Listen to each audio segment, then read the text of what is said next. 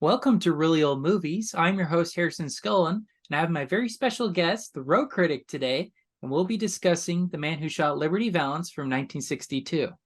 And so before we get started, why don't you kind of introduce yourself and kind of your initial impressions for The Man Who Shot Liberty Valance? Sure. Thanks for having me on. The Rogue Critic. Started a Letterboxd account a little over a year ago, I guess. Just interested in films, old films, new films, good films. Just analyzing them, film history, all that. Like to just finding out other folks who have the same interest in that regard and coming on, just enjoying, especially old Golden Age Hollywood films. Those. It's a reason they called it the Golden Age, in my opinion. But all good stuff. Anyways, no, just happy to be on here. Looking forward to chatting about excellent Western. Nice. All right. Well, before we get started, I have a couple behind the scenes details. I don't know if you knew about these or not. And they're all from IMDb, so we'll take them with a grain of salt, Yeah. of course. But um, there are actually a couple reasons given as to why the movie was made in black and white. Because, 1962, there were a lot of color films at this time. That was kind of the standard. Hmm. And some of them thought it would add the tension. Some thought, oh, maybe to show kind of black and white between the characters. But the biggest reason, and reason a lot of historians think, is because of budget constraints. They're just trying to be cheap to make the movie. Hey, you gotta do what you gotta do, right? Right. And I guess with this film, it wasn't a like an A film per se. It was kind of a B film that they were Hmm. just making kind of cheaply. And so that's why there's kind of limited set pieces, why they use black and white and all that. It was never intended to be an epic Western that it's become. And so I thought that was really interesting. That makes sense, actually. Now, yeah, because usually with Ford films, there's all kinds of landscapes and they're out, big action scenes most of the time. This one, it's much more, close and intimate and focused on characters. Yeah, interesting. Yeah. Yeah, very much so. And it's because Paramount was trying to cut costs. They didn't want to spend too much money. That's why they didn't go to Monuments Valley. Oh, there you go. Yeah. It kind of makes sense. When I first saw the film. This was, I think, a couple years ago. I didn't realize it was like an early '60s Western, which was kind of on the tail end of the old style Westerns before, Sergio Leone came in and just kind of changed everything. So it's Mm-hmm. kind of on the tail end, and it kind of makes sense. I guess they were maybe, I don't know, not as popular, and so they got to cut costs, budgets, and all that. So interesting, yeah. Yeah. No, that's pretty much it. But I was just blown away the fact that this was never intended to be the movie it's become. So I think that just shows how talented everyone involved was. Totally agree, man. Totally agree. All right. So now we'll get into our thoughts on the film itself. And since you're our guest, why don't you give us your thoughts on the plot on a scale of 1 to 5? Yeah, so I mean, in terms of my ratings, it's probably going to get a bit redundant because it's just fives all the way down the board. Right. Man. I think it's a masterpiece, and I mean, especially with its plot, its story. You got, I mean, so much that I could say just in terms of. Uh, I mean, for me, with films, it's all about the story. It's narrative filmmaking. It's in the name, right? Narrative, and you're trying to tell a clear, good story, and John Ford does that all over the place in this film. Really giving it's interesting. Obviously, the flashback style of it that it starts off with, when it starts off in the future and they come back to town and all that. And it Mm-hmm. really establishes the plot as we want to know who this Tom guy is that they came and, they're all honoring him. And then it goes back in time and really emphasizing and showing the drama, the conflict with really, it's almost like two protagonists I saw, between John Wayne's character and Stewart's character Mm-hmm. against, Liberty Valance. What are we going to do with this crazy guy? And really seeing that as the center of the film that drives the whole drama, all the conflict, and I mean, Ford has it clearly there. It's engaging the story, the plot all the way through. You want to see the protagonists accomplish their goal. What I really love about the film as it pertains to its plot especially is it's so character centered in that way because you have typically, I mean, I guess formulaically, you got usually have one antagonist, right, in a movie, in a film, and one protagonist. But Hmm. this one, you got John Wayne and Jimmy Stewart, which is a killer cast, obviously. But they both have the same goal, right? We want to deal with this Liberty Valance guy, but they have two different ways of going about it. John Wayne's character is more just let's gun him down and take care of it, right? Yeah. Jimmy Stewart's trying to go more towards, let's get him in jail lawfully, all that kind of stuff. And the film, the whole, I mean, it's what I think 2 hours long or something. It really centers Something like on that. Yeah. them kind of trying to achieve the same goal, but going head to head. And then you get the, Vera Miles character in there. They both are trying to win her and stuff. So yeah, in terms of plot, man, it's riveting. It's it's a Western drama. It's not like a action Western in that sense, like Stagecoach or even Searchers Hmm. or like Fistful of Dollars or Unforgiven or something. But it's so gripping in that way because the character drama between them and wanting to achieve this goal, but how are they going to do it?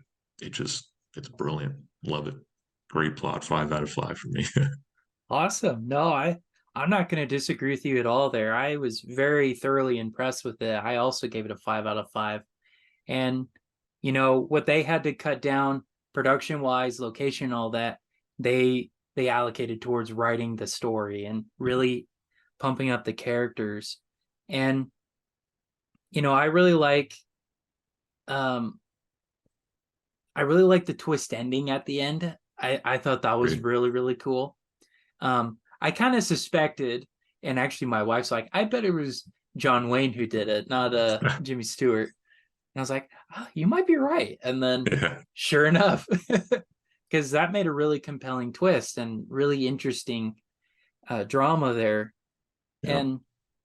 And like you were mentioning about how it was told from the future looking back, I want to say there weren't too many movies that did that, at least Western wise. So I Sure. think Yeah. that was pretty unique and more modern too. So you could kind of Mm. sense that they're transitioning that way to more modern way of filmmaking. I was initially disappointed that it wasn't Jimmy Stewart, but honestly, the line that kind of won me over was when the legend becomes fact, print the legend. I was like, okay, Yeah. I really like that sentiment there. So Yeah. I don't know what else to add to that, but I really, really liked this plot. It was really, really engaging story. And yeah, we got to give credit where it's due, right? It was fantastic. Yeah. No, and even like you were saying, unique aspects about the film as a Western. You don't, and I can't think of any off the top of my head. Another thing, it has a twist, not a Mm-hmm. huge one, but it has a twist at the end. That's not usually a Western thing to do. Westerns are usually, at least, in the 30s, 40s, 50s, were much more straightforward in Mm-hmm. their storytelling. But this one, yeah, with that little twist at the end, and it really, man, it makes Wayne's character just it almost reminded me of like a Tale of Two Cities, Sidney Carton, if you've ever read the book, just a I tragic haven't, hero no. kind of thing. Mm. Yeah, just kind of you care about him, and he has a not a sad ending, but it's kind of a tragic, a little bit of an ending. But he's a total he's a hero at the end of it. I mean, he makes it all happen, and it was so much the case with John Wayne's character. And when we talk about acting, I'll mention this as well. But I mean, he's underrated in my opinion. Yeah, for sure. And, we might as well get into that. What are your thoughts on the acting? Yeah, again, broken record, I guess, but 5 out of 5, man. Again, you typically with a John Wayne film, I'm not like it has to be some master class of acting every single movie, but Mm. typically he's like the same character every time, just a larger than life guy, the center of attention, archetypal cowboy. And he really does that for most of the film with Wayne's character. But the way, in fact, some of my most favorite roles of his are when he goes slightly against type, Mm. including this one where he ends up kind of it's a little bit dark and bitter. I mean, that scene where he burns down the house and he just Yeah. Yeah, yeah, yeah. he goes downhill, and even the scene where the twist ending happens, he comes in, he's all dark and he's unshaven and all this stuff. It's he goes down a pretty dark road there, and it kind of reminded me of The Searchers a little bit. Like he's not a shining knight, as it were, and Hmm. it makes it all the more compelling the way he acts in his drama and the way that works with his character. But all around, man, the whole cast, it's again, I was surprised at how, of course, the main three or four right characters. So Jimmy Stewart, Wayne, Vera Miles' character, and Liberty Valance. They're strong. Everyone did their job exactly right. Right. Jimmy Stewart kind of plays like his archetypal character, which is that Mr. Smith goes to Washington, right? Right, Optimistic. exactly. He has integrity. He wants to do everything above board. He's not, and he, but at the same time, really seeing a lot of Jimmy Stewart's range. He when he gets angry, he gets angry. When he's not, I mean, so he's perfect as always. Love Jimmy Stewart. Uh, Liberty, what's his name? Liberty Valance. I forgot the actor's name, but I think Lee it's Lee Marvin. Marvin. Yeah. Yep, yep, Yep. yep. Man, he was brutal and vicious as the Yeah. antagonist. Like really, really rough. Not just the kind of smart talking baddie, but just he showed it. And again, all this stuff builds that drama all the more throughout the film. Like you want to see this antagonist defeated. You want to see somebody shoot Liberty Valance. And so it, more scenes with him in it. And what he does to the newspaper guy, all that really just excellent antagonist. And even Vera Miles' character, kind of the center of the one of the conflicts between John Wayne and Jimmy Stewart. Like they're both trying to win her. Who's Hmm. going to, and the tension there that she kind of bridges in there. It's excellent. I was also noticing just too, real quick, the secondary characters as well. The side characters, they were all solid as well. I'm a fan of Edmund O'Brien, the newspaper guy, Oh, like uh-huh. the town drunk kind of deal. He's always really good, even when he's not the lead character, which is he's often kind of the supporting guy. But this one, he kind of steals the show in some scenes. He's just really interesting. So yeah, 5 out of 5 for me, man. Good stuff. Awesome. I have to agree. I also gave it a 5 out of 5. Um, I'll just add, Jimmy Stewart, he was fantastic. And, you know, if you look at his earlier career, he kind of did a little bit more comedies, but Hmm. really once the war started and after the war, he did a lot more serious and dramatic roles. So he was really, really talented and really had good range. Um, Now, in regards to John Wayne, I mean, when he started out, let's face it, he was like a Bruce Willis type actor, right? Yeah, But really, towards the end of his career, he really started doing really serious, more dramatic roles, and like you hmm. said, against his own stereotype, basically. And he was fantastic here. I really, really liked him as a little broken. Hmm. He's not always a super, macho and all of that we're all used to, and Right. like you said, Stagecoach and whatnot. So I really liked that as well. Probably one of the best ones I've seen him do. Hmm. And Agreed. then his supporting cast. I mean, I don't remember his name, but he's in hundreds of movies too. The guy who played the marshal, he was Oh great yeah, as the yeah, kind of weak, yeah. simpleton and all that. That was really funny. Comedic relief a little bit. Yeah, definitely, because it was a pretty serious movie. You kind of needed Yeah. that, so he added that really well. You mentioned the newspaper guy; he was great. Uh, who else? Oh, Vera Miles. She was also really good. I also like how she didn't take any nonsense from either one of them. That was pretty awesome. Right. Um, and yeah, just all around great cast, and Lee Marvin too. He was menacing, even though he's not like a big, burly dude or anything. He was Right. still menacing with just his abilities and the whip he was using and all that. Yeah. It was crazy. So Almost kind of remind. Have you seen the Big Heat? no, I Uh, haven't. Uh-uh. oh, okay. If you ever see that one, he's the one of the bad guys, or maybe the main one. I forgot. He's one of the antagonists in that. It's very similar, just ruthless, menacing guy. So yeah, he does that role well. Okay, yeah. Well, and there you go. He's very talented too. But Yeah, all around 5 out of 5 for the acting. All right. So what are your thoughts on the directing? Yeah, again, top marks for me. Obviously, I'd say John Ford. He's not one of those like a Hitchcock or even later directors in the '70s that really kind of are auteur that their style is as clear as day. They're distinctive. Oh yeah, this is a Scorsese or this is a Hitchcock or that kind of film just by watching it. Ford, he's more, at least in my opinion, he's more unassuming in that way. But really, I enjoyed the directing in this film and that it's simple, it's clear, but really, again, almost a clear and sincere kind of style where he's showing everything. Everything's building into the story, into the drama, into the characters. There's no like extraneous scenes Hmm. that are kind of just add-ons. I don't know. How sometimes they just get together and do a musical or something like that. Right, right. Just some Um, random thing. yeah, or some side story going off. This one, I mean, it's like I said, about 2 hours, which is for a golden age Hollywood, that's pretty long.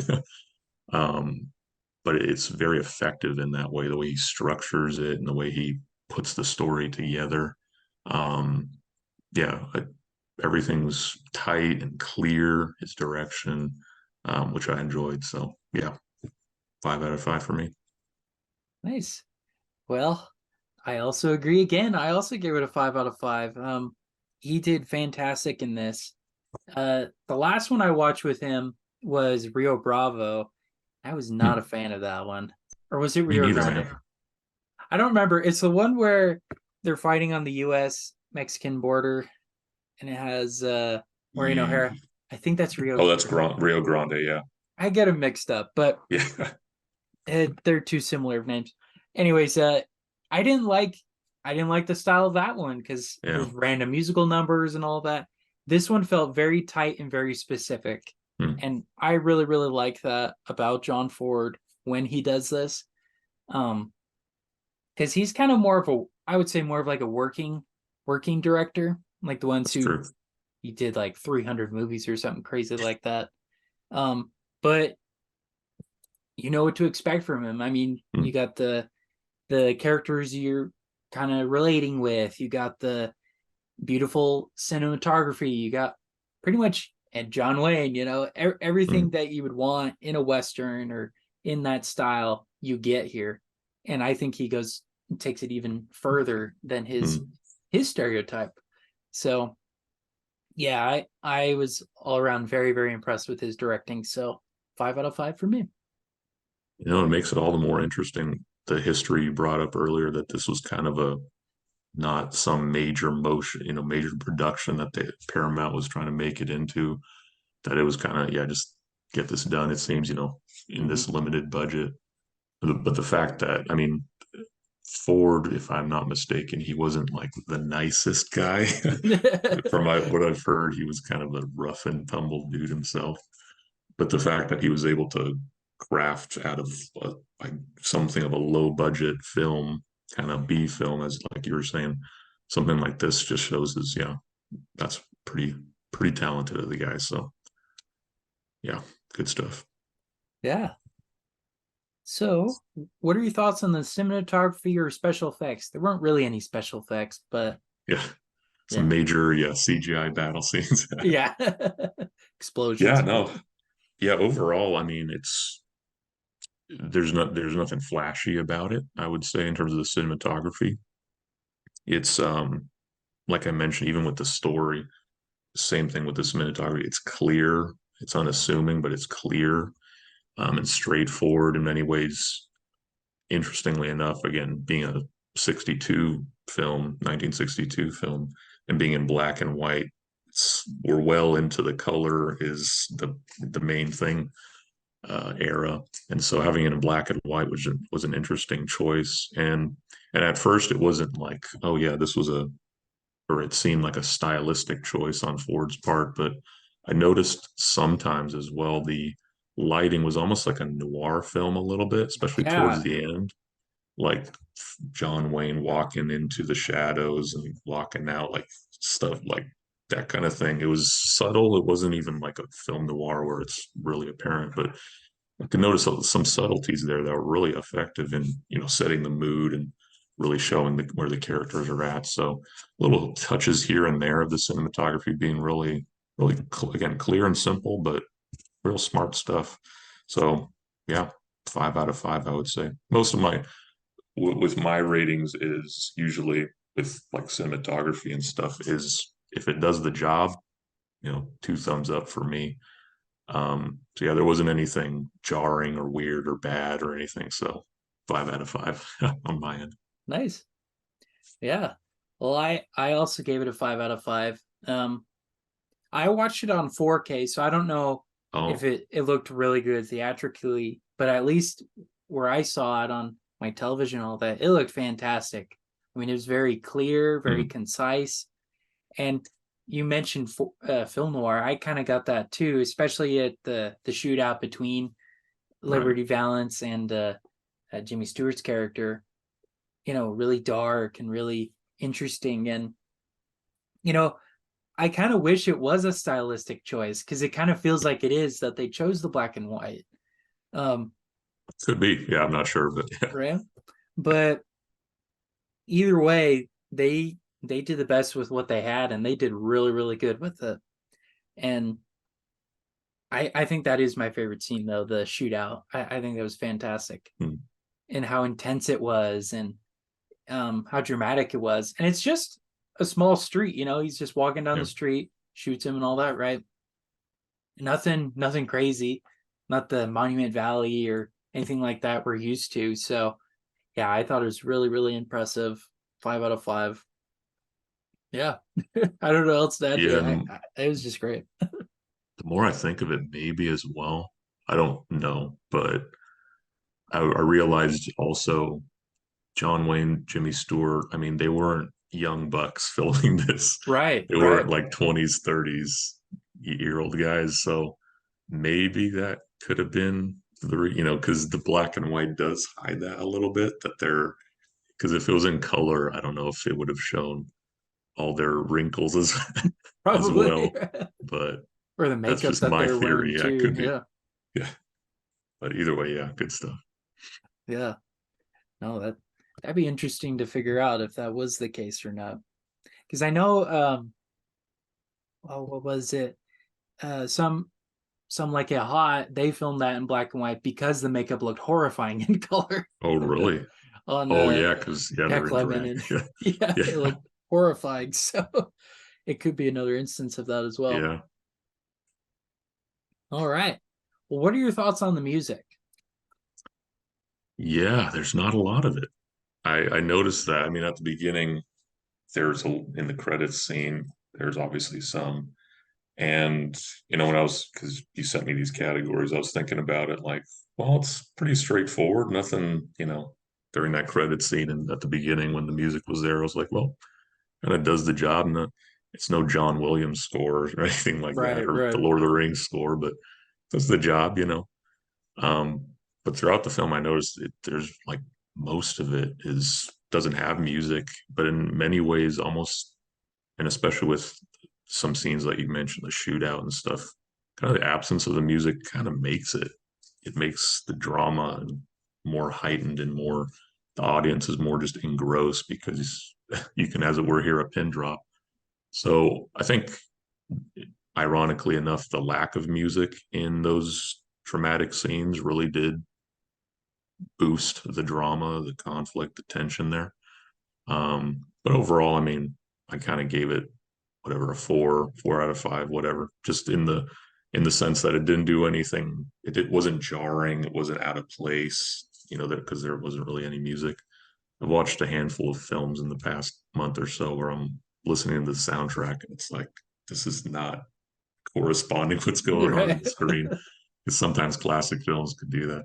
So it's, yeah, where it is in the movie, it does its job. But overall, I think where he takes it out, there's no music. I think it works. So Nice. yeah, Well, there you go. Well, I wonder if you were looking at mine or not, because I also gave it a 4 out of 5. um, you know, when I try to rate this, I try to think, okay, does it have a score, first of all? And Right. if it does, is it memorable? Mhm. Um, because in old Hollywood, especially, they didn't really use scores as much. That was kind of a more recent thing. Right. But I think in movies like Dracula, where they had I think it was Tchaikovsky. I can't remember who, but a famous Oh, composer music that was really good. So I remember the music itself. nice. Then you think of like King Kong, that's got memorable music or whatever. So this one, I liked it and it helped, set the mood and whatnot. And like you said, it sometimes you don't need the music, like at the battle or the shootout rather. That was really tense without music. But I feel like the music that it did have wasn't very memorable. I Hmm. It's not a score that if I heard it, I could pick it out Sure. amongst other ones, right? So yeah, I 4 out of 5 did the job. Not terrible, Yeah. um a terrible example would be I don't know if you've ever seen, what was it called? The Sheik with Rupert Valentino. I can't remember his name. Uh, Valentino. Oh, it's a 1920s silent film. Well, whoever remixed it put in this weird 70s synth music type of thing. oh man. I was like, this is awful. Oh man. Yeah, that's the thing. When it gets distracting, that's no good. Yeah. So Yeah. there's nothing like that here, but Yeah. Yeah. And again, it's no John Williams score or, Howard Shore or Andy, or even the guy that Hitchcock had for, North by Northwest, those famous yeah, Bernard Bernard, I Herrmann. forgot his name. Yeah, Yeah. Bernard Herrmann. Yep. So yeah, we haven't gotten, I don't think, to that level, but I agree. 4 out of 5 does the job. All right. So I kind of figure I know what your answer is, but what's your final letterbox score? Yeah, I'm giving it 5 out of 5, man. It's when I first saw the film a couple years ago, something like that. I loved it, masterpiece. One of my favorite westerns. This time around, watching it, I really my sort of rating of westerns really had this one and The Searchers at the top of the list. Along with Stagecoach, Fistful of Dollars down the rest of the way. But man, after watching this one, it might be my favorite Western of all time. It's at least equal to and in the running with The Searchers because I'll probably have to watch The Searchers again just to make sure. But this one, it's just you watch it, and I was thinking, man, this is just it's perfect. I can't find really any flaws with it, any substantial flaws at all. So yeah, and that's the thing with story is at the center. It's rich. It's interesting. It's clear that the characters do their jobs. It isn't going off in this or that direction. Everyone does their acting well. Brilliant ending. It's just yeah, masterpiece. 5 out of 5 for me. Nice. Well, I also gave it 5 out of 5 on Letterbox. It's an incredible movie. I'm actually really grateful you picked this one. It was really, really good. Um, I just had the digital code of it lying around. People Mm, say you gotta check it out. Okay. Kind of put it in the back of my mind, but I'm really glad I watched it now. I was really, really impressed with it. I highly recommend it. I mean, if you like Westerns, anyone in the audience, if you like Westerns, I highly recommend it. Or if you've never really seen a Western, I think this is a mm. great one to introduce you to it. It's amazing. And yeah, everybody did really, really good. Um, just all across the board. And it's timeless. There's a reason why people still go back to it. It's probably it's probably one of the best Westerns and even movies ever made. Like I would even say that. I won't disagree. Yeah. Um, Having said that, though, I still think Tombstone's my favorite one. Yeah, that's But that's all right, man. No problem. yeah, but I think this one is up there, probably Yeah, top yeah. 5 at least. No, for sure. And that what you said, like a good Western to introduce people to. I was thinking the same thing. Like obviously if someone wanted a more action oriented, one that has shootouts and all the and battles and stagecoaches flying everywhere. Yeah, maybe the Searchers or Stagecoach or yeah, all kinds of other options as well. But just in terms of a Western, that's just quality, great story, a drama, man. Yeah, this one's on my number one list at least. Good Nice. stuff. Yeah, it was great. All right. Well, those are our thoughts on The Man Who Shot Liberty Valance. And I want to thank you again so much, Rogue Critic, for coming on today and discussing this movie. And before we go, why don't you tell people where they could find you and whatnot, hearing your thoughts on movies? Sure. Yep. So like I mentioned, I have that Letterboxd account under the name Rogue Critic. All the other links, occasionally putting a YouTube video up. I don't have videos myself, but just a list of film 101 videos that have taught me a lot and I enjoyed. I have that on the YouTube channel and occasionally on Twitter as well. But yeah, usually I post up on Letterboxd a lot, so that account is where I'm at. Thanks for having me on, Harrison. Love talking about this great film. Yeah, absolutely. And I'll definitely have you on again in the future. Awesome. And so all the links to the letterbox and whatnot, that'll be in the description below. And again, thank you so much for coming on today. And thank you all so much for listening and watching today's episode. New episodes are released Saturdays at 8 p.m. Pacific Standard Time on Apple Podcasts, Spotify, and Amazon Music. And with that, this has been Really Old Movies. I'm your host, Harrison Sculla. This is my guest, the Rogue Critic. Take care.